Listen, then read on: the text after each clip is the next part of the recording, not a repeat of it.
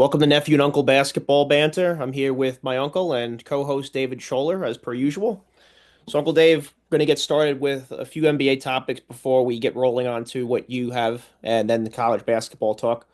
So, breaking news, the Sacramento Kings right now, Uncle Dave, are listening to trade talks for De'Aaron Fox right here before the trade deadline. Now, the Kings, since Doug Christie has been the coach, they have a really good record since he took over. They're 11 and 4. So the Right. Kings, as of right now, they're 10th in the West. Why would you make this kind of be known that you wanted to move on from De'Aaron Fox? You're listening to trade talks from when you have your new coach is 11 and 4. He's only 27 and you're 10th in the West. So you're battling for a playoff spot. So what do you make of this Uh, move? I mean, if it's with the Spurs don't have that high of a pick, so it's not like you're getting the first pick or something. You want to take Cooper Flag, so it's a weird thing because they just re-signed Fox. I thought. Also, Fox isn't the problem. Obviously, it's that Sabonis is one of your best players, and he's a 5'9" five man, which is not going to work even in the NBA of today, which is not a lot of defense. I mean, yeah, Coach Christie is getting hosed, but unless they feel like they're going to get a haul, which should be like five or six first round picks, but it doesn't really matter if those picks are low picks because most teams don't get those right anyway. So I'm not a big fan of getting rid of De'Aaron Fox. He's one of my favorite three or four guards in the league. He actually plays He's both ends of the floor, which is why I love him. yep. That's why I feel like he is one of the better players in the league. Him and SGA, they play both ends of the floor, and I appreciate that. Yeah, I think it's just you're in your last 15 games, you won 11 of them. I understand Yeah, with Mike Brown, you kind of were floundering there a little bit, but the sure. way you it's shaping up now. I mean, Yeah, and plus Sacramento, I would think you would want to play with a guy like De'Aaron Fox. So free agency wise, you're an attractive I would. team, I think, as well. So I don't quite understand that move. I think it's kind of perplexing. I understand if you were in your 15 games with Doug Christie, if you were 4 and 11 and you're out of the playoffs, now we're Sure, looking on the outside looking in. But to me, sure. with the way the team's rolling right now and how good of a player he is, I saw that come up in the news. I'm like, we have to bring this up on our show because I just to me don't understand that. I understand if De'Aaron Fox was maybe, 32, 33, you only have a couple more years, but he has at least five years left of elite play, you would think, with the Oh way yeah. he plays. He plays with such great pace and everything too. He's not a guy. He's not like a Ja Morant, I think, or a Derrick Rose, where I think he is an athletic freak, De'Aaron Fox, no question about it. But his game, I think, he'll age a little more gracefully than those kind of guys. So to me, Big it's fan kind of of a his head since he scratch. took apart Ball. I loved him since he took apart Ball that night, and Ball all of a sudden had a hamstring injury in the college Sweet 16, I think it was. Yeah. After LeVar was talking all kinds of shit, yeah, about how Yeah, Lonzo was better than De'Aaron Fox. No way. he's one of the best guards in the league, if not, definitely top two or three. And you know, the fact that the Spurs want to make this deal would frighten me a little bit because obviously they know something you don't. This But we're season well run. he's averaging 25, 6 and 5, Uncle Dave, so he does everything. He's not a Yeah, great it's three-point shooter, but you don't need him to be though. And he's a guy who on the line he's solid 83% this season. Don't quite get it. I really like you said maybe the Kings they're looking for maybe just a King's ransom, no pun sure. intended there. Maybe this is like a Jerry Krause thing. You're playing, two or three moves ahead here. Yeah, could be. By the way, Stony Brook Seawolves gear on tonight, even though we're not playing well right now. So De'Aaron Fox could be on the move, but we'll keep an eye on what's going on with all of the NBA trade deadline stuff Sure, as we sure. conclude. So De'Aaron Fox, an elite player, though it'll be interesting to see if they keep him or if they don't. And Uncle Dave, Sure. our next topic here, I wanted to discuss Derek Fisher. He had some remarks on his Oklahoma City Thunder playing days, and I thought a guy like Derek Fisher, obviously, you've watched enough basketball, you've seen these guys from the time they're in college to the time they retire. So Very, very, very tough player, very yep. underrated. So Derek Fisher, he was on Paul George's podcast, and he had this to say about how he was obviously at the end of his career. He was in his late 30s, and his Thunder days. He had young Russell Westbrook and Kevin Durant. So Derek Fisher, he says, "quote There was a generational gap, like dudes in their early 20s compared to the guys in their early 30s and mid 30s, which is where I pretty much come from. When it really went back to the other way, though, there's more of an experience for me that I regret. I wish I would have said more." Fisher says he didn't want to try and take control of the locker room, which was filled with young stars with Kevin Durant, Russell Westbrook, James Harden, and Serge Ibaka, but he regrets it because he would have liked to use his experience winning with the Lakers to teach the young guys what they should be doing. So, Uncle Right. Dave, what do you think about that type of dynamic with you have your best players are young studs in their early 20s, but you have a guy like Derek Fisher who's been there and done that. If you're the coach or you're a guy like Derek Fisher in that position, how do you go about that? Because obviously it weighed on his mind heavy enough where he mentioned it. I think that those times have changed, though. Younger players knowing about and respecting older players is something of the past in a lot of ways. It's not like it used to be. It used to be even at a high school or college level, an older player from that program walked in the gym and there was a kind of reverence for him. Right. Today, you can see that very few kids know anything about the history of the game or even the history of the school where they played or the pro team they played on. So it's quite shocking that he has such regret because he probably tried to do a little bit of it and it wasn't heard. It's just changed, and even back then it's changed already. So and today it's even worse. I mean, I would bet you I would put it this way. I'd bet you $1 million.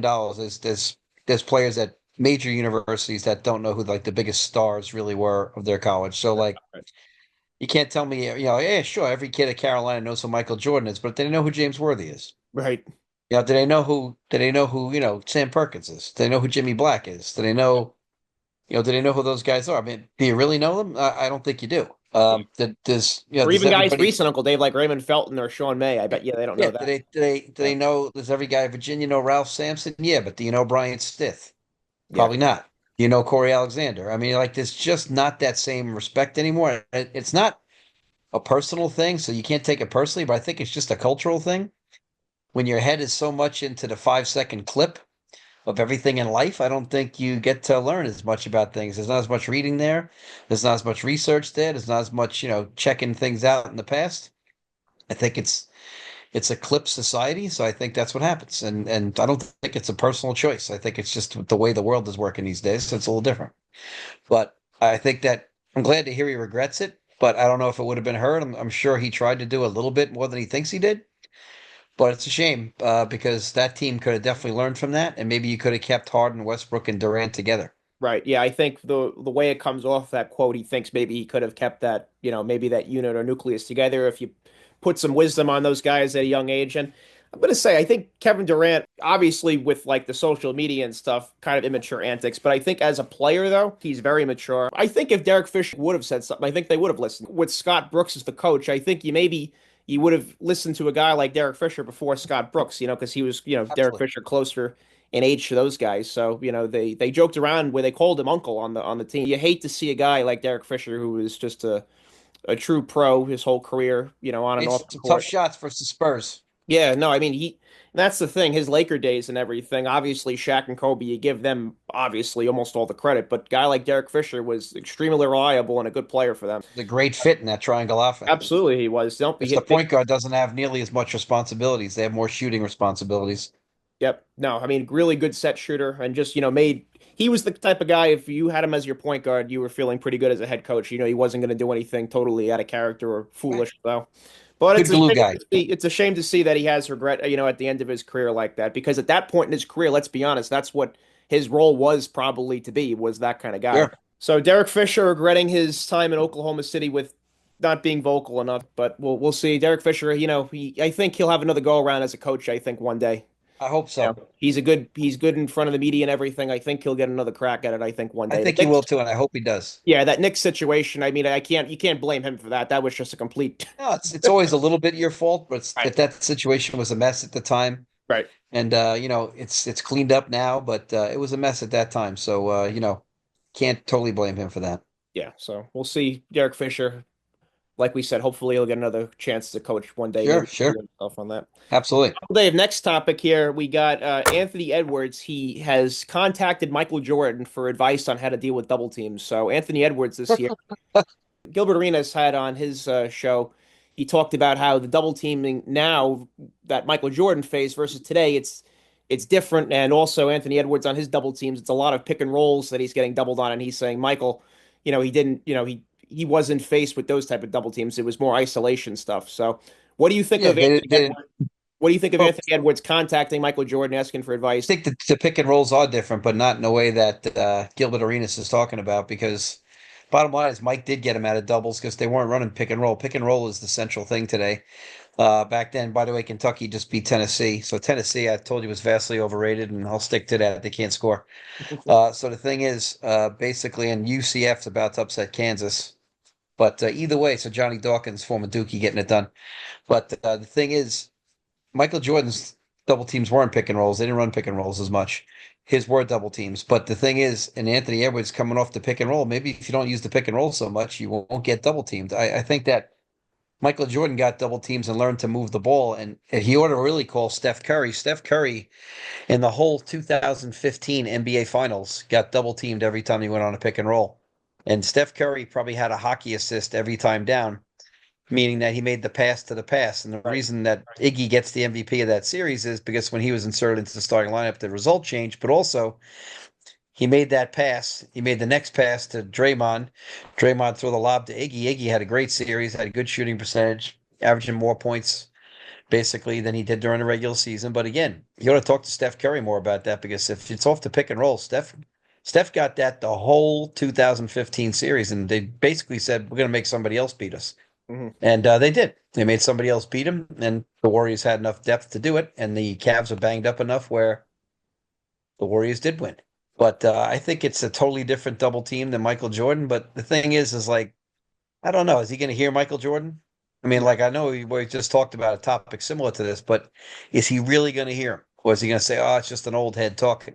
Right. But I'd Well, like to hope. explain to anybody that an old head always has more experience than a young head.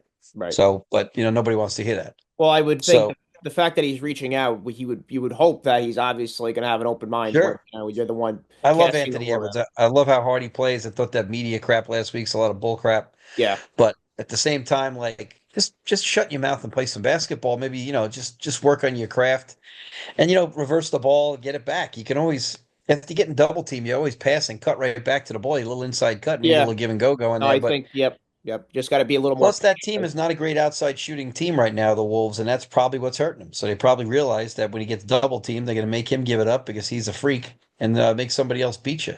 Yeah, they're a And little down compared to what they used to be. They're seventh in the West right now. sure, but I think they're bored. I think that when a young team overachieves like they did last year, like the Hawks did several years ago, Yep. I think you realize that the climb back is not an automatic. We don't get to go No, poof and it's start you. back in the semis. Nope. You don't take the It's- wins from last year and put them into the next season. Nope, and you We'll see start this all from. the time. Now, will the same thing in football? Will the Washington Commanders do that next year? Are No. they going to get back to the NFC Championship game? I bet you they No. don't. Yeah. But you know what? I hope they do because I love Daniels. But at the same time, yeah, you don't start there. You got to go backwards now, and you got to get back at it from day one. I think that's a little bit of what happens to the NBA teams. Happened with the Hawks, like I said. It's might happen with the T-Wolves this year, but they're still a threat. A seven is still a threat, and they would play the two. I'm not exactly sure who that two seed would be right now in the West, but at the same time, like they're definitely a threat. So I mean, I Yeah. think you should talk to Mike, I guess, but I still think you should talk to Steph more. Steph's seeing a similar double team. Right. Yeah. I think also you look at Anthony Edwards' numbers, his numbers haven't dipped, Uncle Dave. They're still the same practically. So I don't know. Maybe this is just a feeling thing for him. It's not like his production has slipped or anything like that. So Nah, he's still a stud. Maybe he's being too hard on himself. I mean, he's yeah. still one of the best five players in the freaking league, so I don't know what the hell he's talking about. Right. But at the same time, maybe he wants to improve. Nothing wrong with that. Nope. They all go through their improvements over the years. You can talk about all the greatest players I've ever watched. They've all improved as they came in. The only guy that I can think of that's really been the same since the minute he came in is, Akeem was deadly both ways, and so is Joker. Joker's always been the same. He's just been stud since, day one when I saw him. No. Yeah. He's been you see, he started 10 for 10 the other night against the Bulls. Unbelievable. And I saw the highlights of it. Not all of them are good shots either, but he No. hits tough shots. He's the Yeah. He best does. bad shot maker I've seen in a long time. The series last year the Nuggets had with the Timberwolves was really a good series. That was a fun series to watch. It So was, but you know what? The Timberwolves really had him good. They had so much depth on that front line, that lack of bench for the Nuggets, which I got slammed for on my podcast talking about it. Everybody's like, "Well, they're still winning." Yeah, but you had no depth. right. And They missed a guy like Bruce Brown, big time guy who oh can come God, off the yeah. bench and just be a microwave. Yeah. Yep. And so they're going to need that again. They got to get some of that back, and that's why I'm happy Westbrook's there. I'm hoping Westbrook can get a ring. Yeah, it's fun Uh, watching him on the Nuggets. Yeah. I know everybody likes to pick on Westbrook. I think he's responsible, some people think, for the Kennedy assassination, but Westbrook gets blamed for everything. But But again, he's yeah, the guy that you like, though. He plays hard the whole always liked him. offense. Yeah. Never didn't play hard. Always plays hard. You Right. give me a guy to plays hard, I'll live with the rest. Right. Yeah. Yep, it's his decision making and everything. You could, if you want to criticize that Absolutely. enough, but you know what, the guy, Absolutely. like you said, he plays. He has his motor is 100%, 100% of the time. So from Always that goes hard and one of the most physically gifted specimens we've ever seen at the point, probably the most physically gifted. right. Yep. And you could say, you know, they're also they're superstars. They get moody. They don't play as hard. He's never been that way. I'm not saying he's No. obviously been easy to coach, maybe necessarily his whole career, but again, he's always going to give you 100%. So Yep. Yeah, I he's a respect he's a both of wild them. man. Gonna give you a couple of gray hairs. Gonna Right. make you drink at night. But at the same time, he's gonna go hard, and I'll live with that. Right. So we'll keep an eye, obviously, on Anthony Edwards and what the Timberwolves are doing. I think the Karl Anthony Towns trade has really hurt them. They you can see they're missing him big time. Oh, sure. Well, he's a guy who can stick it and makes the lane keep open for Edwards when he does want to go. Right. And that's the difference. But maybe they'll get the hang of it because Randall can score in the post too. But we have to see. Randall doesn't pop out as well as Karl Anthony Towns. I think you still have But to at the remember same too. You time, still have another half of the season to go here, so you still have sure. a decent amount of time to get And things right. and yeah, we talk about all the time the health of these teams. So we got to Oh see who's yeah, healthy in the that's a big playoffs. deal. Absolutely, no question about it. All right, we'll move on, Uncle Dave. So, do you have any topics that you would like to talk about? You said prior to Sure, us recording that you was a topic or sure. two I, I wanted. I had two topics I was concerned about in our phony world that we live in. So the other day I'm watching Columbus play Montverde on last Friday. Now I'm happy that the two Boozers are going to Duke as a Duke fan and a Carlos Boozer fan, very underrated player. Was a good player But for you. According that to was the worst basketball game I've ever seen in my life. And this is number one versus number five in the country. So just to give example of how no coaching is going on, and we as coaches have seceded all value. And the two coaches are babysitters. Don't tell me they're any better than any other coach because I watched the one team up 10 with a minute left come down and jack a three with 28 on the shot clock. Now, if you're up 10 with a minute left and you jack a three on the shot clock, if you have a coach, a real coach, that's not going to fly. But you're afraid to coach these kids already. This game was disgusting. It was drive and shoot. They didn't run any offense. I swear to God, I didn't see a screen for 15 minutes at one point. yeah, which The is only hard to do in screen I ever saw basketball. in the whole game was a ball screen. It's disgusting. Hmm. So it's really frightening to me that this is supposed to be 1-5 in the country. Yeah, sure. Would they demolish my team? No problem. But they're not being coached, and you're doing them a tremendous disservice because that gameplay and style does not work at the next level. So when these kids all go to college and you have to actually run complex offenses and sets Yeah, they're because you're clueless. playing real defense, Right. it goes out the window. Then they go, once they get to the NBA, they'll be fine because there is no defense. But at the same time, like you're doing these kids a tremendous disservice. I mean, Boozer, the point guard, is a stud. I'm looking forward to him, but I'm just saying, like, this game was disgusting. Go back and watch it. If you like that kind of basketball, ask yourself if you have a basketball IQ or not. I mean, Jesus Lord, did you see any good basketball if you like that game? It was disgusting. It was like LA Fitness run. It was disgusting. The other thing I want to talk about is the Bob Hurley quote. He says, "Don't walk away from me, Dan bleeping Hurley. bleep." Dan Hurley, my bad. I'm the best coach in the country. One, he probably is. And two, I think it's a great quote. I mean, what is if you're a ref and you're not talking to the coach like who you are working for that night? We do employ you that night. The bottom line is like, why are you not talking to Bobby Hurley? Danny Hurley. Yeah. Why not? Sorry about Bobby. He's my favorite college point guard of all time, so it's a Freudian slip. But why are you not talking to Danny Hurley? And I think it's hysterical. It's amazing. So here we are. This guy wins two titles in a row, and probably the first one was probably the most impressive NCAA championship team I've seen since '96 Kentucky. And what I mean by that is never had a close game. They were down to Iona at the half in the first round. I know because I was at the game. Yeah, they cleaned And them. after that, they never had a game. Yeah. Never. And then last year they win a repeat. I know they're loaded, but at the same time, here's a man, Danny Hurley, who went out and got a European assistant coach and totally changed his offensive philosophy because he knew another guy was better at coaching offense than he was. Danny is obviously a defensive guy first, but he went out and hired an assistant from Europe and basically totally adopted a guy who basically he knew was better than him at offense. And so you got to give him credit for that because most coaches have some control freak in them. Yep. I'm a coach myself, but if you're not going to adopt the philosophy of someone who knows more than you are, why is he on your staff? So this is a guy who everybody says they want to be coached hard. He's a guy that coaches hard, but now since he's won two in a row, we got to put him in the Belichick thing where we have to hate him. We got to put him in the Kansas City Chief thing where we have to hate him. I don't like the Chiefs either, though, I have to confess. So now we have to dislike this guy now. And because he's so freaking real in a world where we complain that nobody's real, Right. this guy is as real as it gets. The other day, he screams at a kid and kisses him on the head on the bench. Now, that's a real freaking coach. Now, I have two sons. I would love either one of them to play for Danny Hurley. Right. Maybe they wouldn't want to because he is nuts, but you know what? Your kid's getting coached. Right. Period. So like we all wax poetic about tough coaches, but the minute you get one, you don't like him anymore. Right. It's incredible. It's like the whole world talks And about he's Vince Lombardi, insensitive. Vince Lombardi. What would a parent do if Vince Lombardi coached their kid in high school football Oh today? boy. Yeah. They'd cry. Yeah. So stop the bullshit with how we all sit there and we long for the days of Vince Lombardi. We want to be coached hard. And then when we got a guy right in front of us, like a Vince Lombardi, Dan Hurley, now we're all over him because of some bullshit. He's right. The ref should talk to him, and he is the best coach in the country right now. He's got two back-to-back championships. So who's better? Look how people treated Bob Knight. A similar thing like Oh, that. yeah, he's responsible for the debt, I think, Bob Knight. It's like, okay, yeah, was he foul and did he use vulgar language? Yeah, but did he get Oh it? God, yeah. But look how his former players, a lot of them spoke about him. They all loved him. A Yep, lot of them did, yep, I think exactly. some guys But had their but nose bent out of shape, but not sure. to make But everybody happy. if you're a coach, you have a ton of guys who get mad at you. Right? You have a ton of Absolutely. guys who swear by you, you have a ton of guys who mad.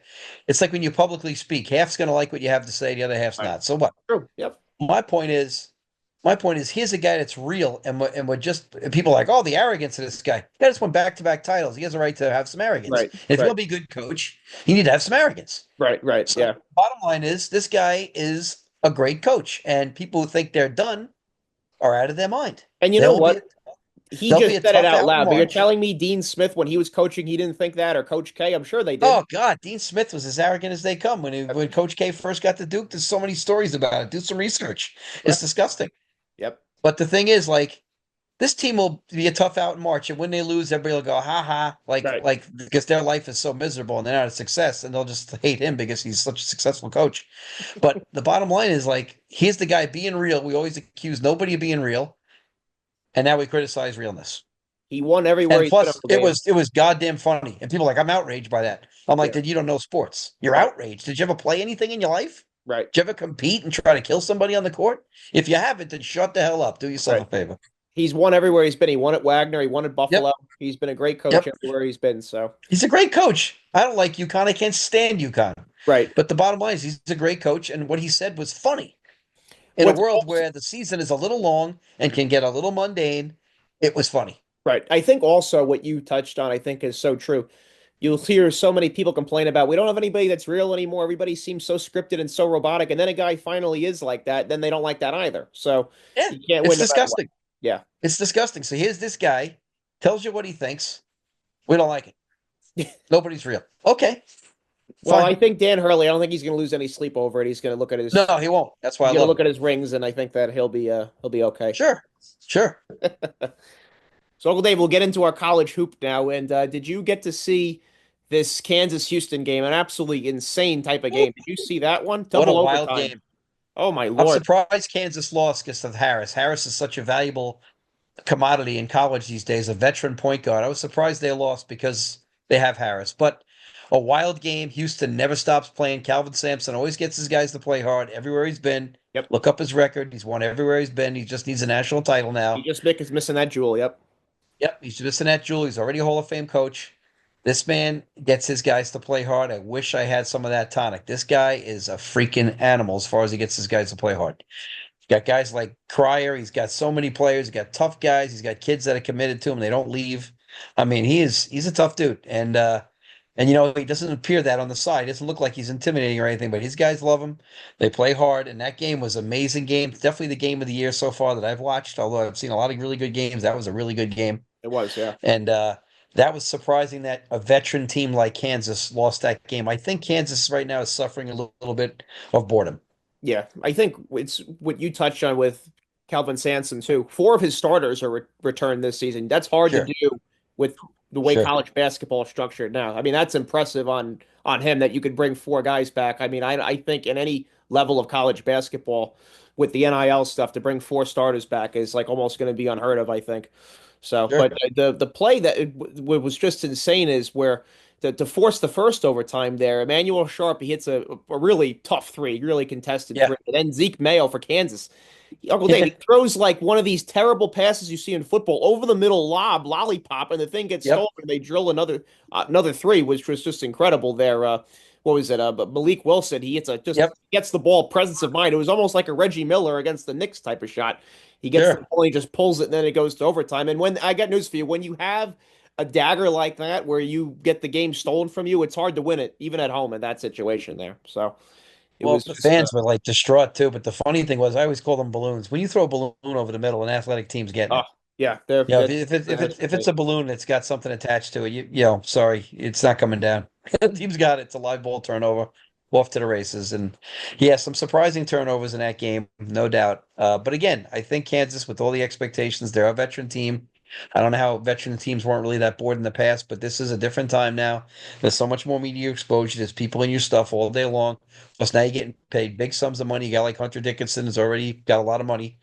So how motivated are you? Well, I think they get bored. I think they're like pros now, and they're being treated like pros in a lot of respects. So I think some of them do get bored, like right. pros. But we talked about it too. Post, New Year's and Christmas is a little bit of a hangover there. So Oh guys, God, yeah, January's tough. yeah, guys are looking to get their second win. Like you said, it always seems like there's always a bug going on. Someone's getting sick. Oh It's God, yeah. inevitable. There's an So, ankle, there's a flu, yep, there's some drama, yep, there's some chemistry, right. always. Yep, there's a grind. Yep. So we'll see what happens. Obviously, Kansas though, Bill Self is an excellent coach. So when you have a Yes, tough he loss is. like this, sometimes it's well, I'm not saying it's such thing as a what do they call it, a moral loss or whatever, but Sure, sure. you can kind of motivate guys after losing this kind of game there. And I just have Yeah, to point out that Jawan Roberts, man, he is just a tough SOB. Again, is just sure, again, a guy who just has a ton of energy and a great motor. So watching him sure. play was he had an incredible game. And Yep. that Kansas Houston game, obviously, that could be a Final Four matchup right there, Yes, it could. come March time. So we'll I, keep. I really feel like there's 8 or 9 teams that could win a There title is. this year. It's deep. Yeah, it's really deep. Like Kentucky, Kansas, Duke. It just goes on and on. Yep, What were some yep. other games, Uncle Dave, that you saw since we Oh, last geez. Well, spoke? going back to the weekend because I don't want to miss out on anything. Marquette over Oh, Nova. Purdue crushed Michigan on Friday night. That's the most impressive performance I've seen by a team this year based they on the routed them, right? quality of opponent they played. Michigan is really good. They squeaked out a game over Indiana. Not Indiana. They squeaked out a game the other day. Oh, geez, they beat Penn State the other night. That was a big win. Penn State's just falling apart. It's a tough league. But Purdue came out and Braden Smith just freaking ridiculous. How good he is. He runs a point as good as anybody in this country right now. NC State is going to be out of time. They lost to SMU, even though they gave Duke a rally last night. 2-7 in the ACC is not going to cut it. That's going to be a no-no for them. Pitt stopped the bleeding and broke a streak. They're playing Carolina right now. They're tied. G-Town came back to earth and lost again tonight. They lost over the weekend. They lost tonight. G-Town was off to a great start, and I love Cooley, but it looks like they're going to come up short unless they overrate the Big East for some other reason and put more teams in. Georgetown should not get in right now. I'm sorry, unless they get hot. To me, one of the best teams in the country is Michigan State. I don't know how they're ranked only seventh, and I don't know how Marquette's ranked as high as ninth. Marquette is not a top 10 team. Uh, Michigan State is loaded. This is one of Izzo's best teams. He's got some jumping beans all over the place. They play hard, obviously, and they're going to rebound if you play for Tom Izzo. Rutgers lost to Michigan State at the arena the other day. That's what I was talking about. Michigan State. Creighton whacked obviously Butler. Iowa State won a big game late. Some tough, tough games out there. Texas finally got a W, and now they're the hottest team in the SEC. Now they're at 3-4 after being 0-4. So welcome to Texas to get back into it. Minnesota shocked Oregon. Bad loss for Dana Altman, who's a solid coach. Duke's had 2 tough wins over Wake Forest. Duke has shown the same problem they showed in the beginning of the season. They'll go through 5 or 6 minute stretches where they'll try to have Con Kneppel run offense for some reason. He's not fast enough to get the guy off of him. Instead of having James or Proctor handle a point, Duke has done this now 2 games in a row. They did it last night with NC State. I watch every Duke possession all year long as a Duke fan. They still have periods where they will not run offense. Everything is one pass and a three. And if you That's have my five one minutes like that, concern with Duke is just a lack of a floor yep, general. You don't have a Jason yep, Williams, you don't have a Chris yep. Duhon, you don't have a Bobby Hurley, you don't have a guy that's really just commanding and Right settling now it's the offense. flag, but the thing is they're making one pass and a three, and that's great when it's going good. But you have a 5 or 6 minute stretch or an 8 minute stretch like they did against Wake Forest, you're going to be out of the tournament. And there's a lot of freshmen out there, and they'll panic. Yep. So I'm still up in the air about that. Clemson is rolling. They're still playing well.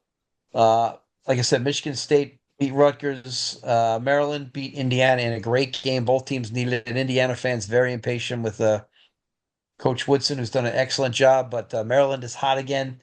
Uh, Zona beat Iowa State last night. Great, great, great game. Great shot by Love. Love has been in college for 25 years. I think he's, probably got 6 kids and a mortgage. I don't know how long he's been playing. Played at Carolina forever, and now he's here forever. It was like Eric Can't stand him. Biebendorf on Syracuse. It seemed like he was Yeah, at can't stand Syracuse. him as a player, but he's good. Like I said, Michigan beat Penn State last night, and Penn State you just feel for.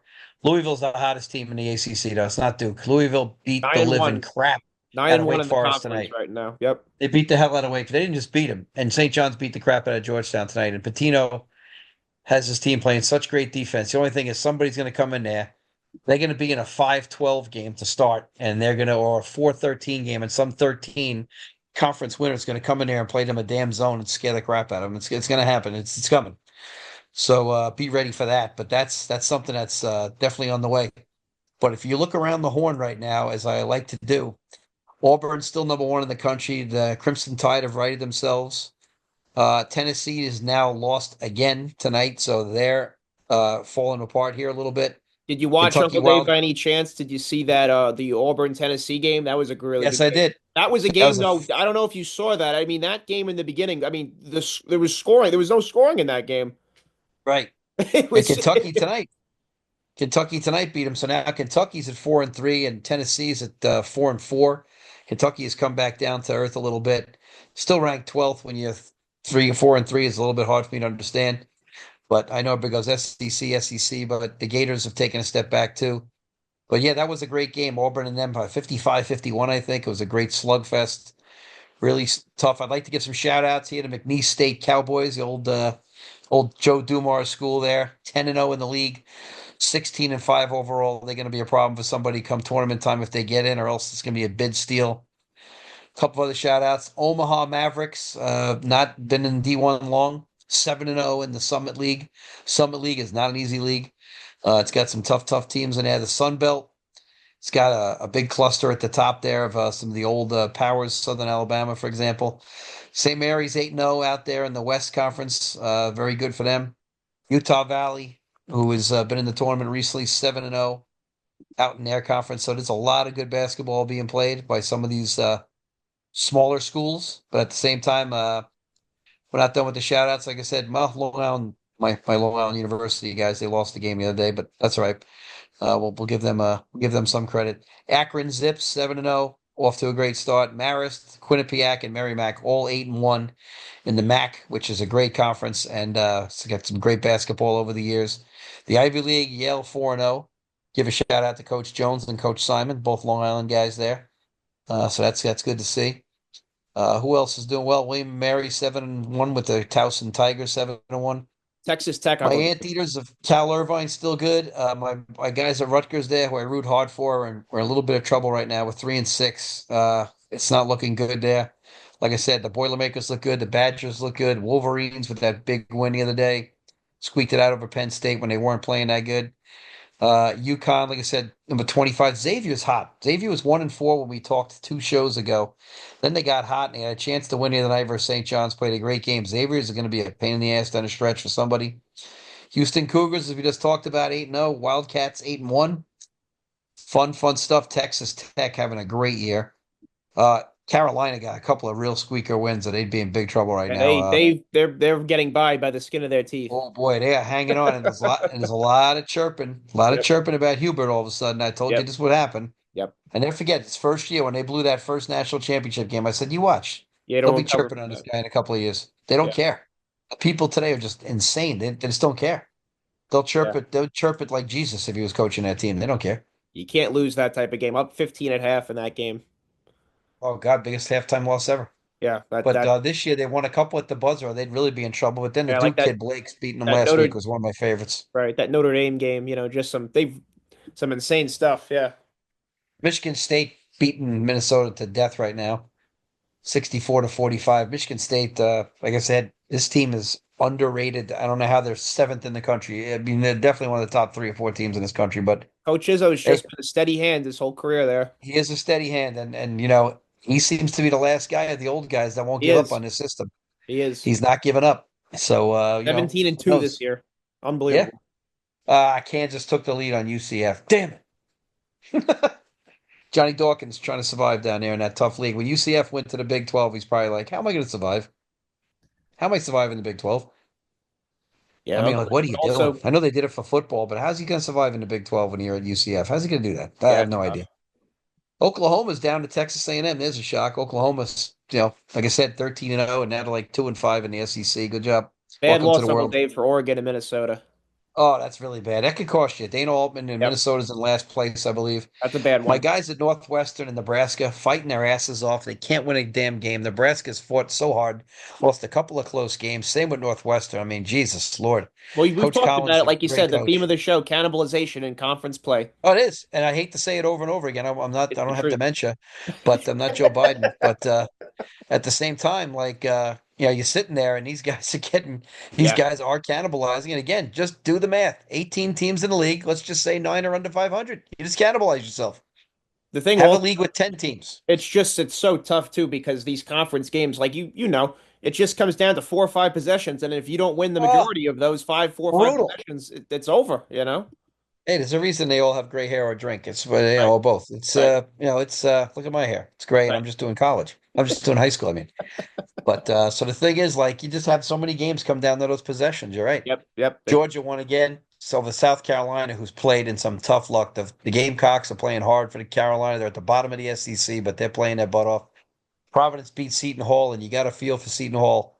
They're having a really rough year. So you strike while the iron's hot at St. Peter's. You go over to Seton Hall, and all of a sudden that magic you had as a coach, Shaheen Holloway, who I loved as a player, all of a sudden it starts to fade on you, and you can get in a little bit of trouble in a hurry. Yeah, look Seton at Hall doesn't have the facilities either or the campus to compete at that level. yeah, like you look at Uncle Dave, Northwestern's losses. They lose to Michigan by 4. They lose to Penn State by 4. Yep. They Yep. lose. A lot of their games were just very, Yeah. very I know. I close. watched all weekend. It's horrendous. I mean, Nebraska too. Lose to Butler by He's 2. Fred Hoiberg's right there, and they just can't get a break. Georgia Tech is up on Notre Dame at the half, by the way, 37-34. But it's just crazy. But right now, the hottest teams in the country are definitely Louisville, Michigan State. Obviously, Duke's winning streak is great, but they have not played well the last two games. Last night, their defense was horrendous, and I think Duke's defense this year has been as good as its defense in a long while. But last night, it was not good. NC State spread them out. And you have to ask yourself, this is why coaches just lose their mind. So if NC State could play like that last night, where's that been the rest of the year? Right. I mean, they're beating Duke by 13 at one point last night. They're just smacking the crap out of them. Like, where is that? How are you 2-6 with that squad? And don't tell me, well, it took this long to get going, but you couldn't get going 2 days earlier? I mean, give me a break. These guys are with these guys since, June. So they're That, already allowed to be in the that gym run 20 hours last a day. year, you're living off that, no question about it right now. Well, it's funny. Four of those guys are gone. DJ Burns is overseas in Korea. They're all somewhere overseas. One of them's actually in media. So the one thing that's different, and just seeing that disgusting Carolina blue flash before my eyes here. Um, the one thing that's different about this Carolina team, I've never seen a Carolina team without great bigs this year. This is the first time in my life of hating Carolina, which is a long time. I've hated Carolina since 1980. Uh, I respect the hell out of them though. But this is the first time I haven't seen really talented Carolina big guys. First time ever in 1980. Since 1980. That's 45 years. Yeah, you Uh, think North Carolina, Uncle David's tree, you think Billy Cunningham, you think Eric Montrose, Tyler just Hansbrough, good big guys who could all Sean run the May. floor. Yep, yep. Eric, yeah, I mean, Jesus, they're all guys that could score, and Rasheed they're all Wallace. guys that even guys like Pete Chilcutt, good college player, Brad Daugherty. I mean, good God, I mean, like I've been to Rasheed Wallace. I mean, Jameson in college played the big. I mean, you got it's just I just don't have those guys. They have really good guards right now, and they're still running the floor well, which Carolina always does. Sam But I'll Perkins. tell you, they're not. Yeah, Sam Perkins and St. James Worthy, they're not. Where are those Carolina big guys Yeah, right now? it's It's there. just not there. It's a great observation there for sure. As a Carolina hater, I know it, and and that's why last year when people were, Armando Bacot broke this guy's record and broke that record. Let's just go on the record now and say that Armando Bacot is not James Worthy. Please don't insult me. or my friends, and oh, he broke the record. Guy, can you understand that he played like 300 more games? I mean, stop. I mean, stop. Like LeBron broke Kareem's scoring record. Stop, Yeah. stop, stop. It's enough. And I I will can't do say, I it. like RJ Davis. He is fun to watch. I like him at their point. Yeah, me too. So they'll be in, He's on a the lot of Randolph games they Children's play, and playing in they'll be in college. them. Yeah. Rosie stepped in the booth here. Rosie's in the booth. Look at her. Hey, look at that beautiful dog. Hey, Rosie, how are you? Got input. What's your favorite team? What's your favorite team? The Greyhounds? Okay. She likes the Loyola Greyhounds. Loyola. Yeah. But Rosie is in the booth. She's very excited. The thing is, though, Carolina does not have that great big guy. So, and this is the thing, and this is the accusation that's going on out there in circles, is that the ACC is not using the portal as well as some of the other conferences or the nil. So they're not raising as much money. That's the rumor out there. We don't have any proof of this, You chalk it but up to that's the story out there. that ACC schools, like you said, kind of we talked about it It's a with little bit more academic, and I exactly. think that's a They're problem. thinking it should be it's a privilege for you to come to our university. We're not going to go and necessarily Right. see And the you kid about today doesn't think about that. The kid today is like, who the hell's Sam Perkins? right, Who's James? Who's Dean Smith? Who is this Dean Smith guy? Can he coach? right. They're not even thinking like that, but that's okay. They're worried about the gear and the Instagram and the sleeve and, Yes, my card the deal. training videos.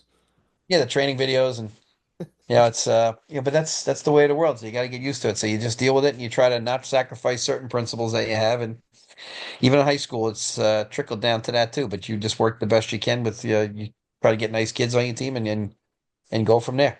Right. It's just one of those things. But at the same time, though, it's so much good basketball being played right now.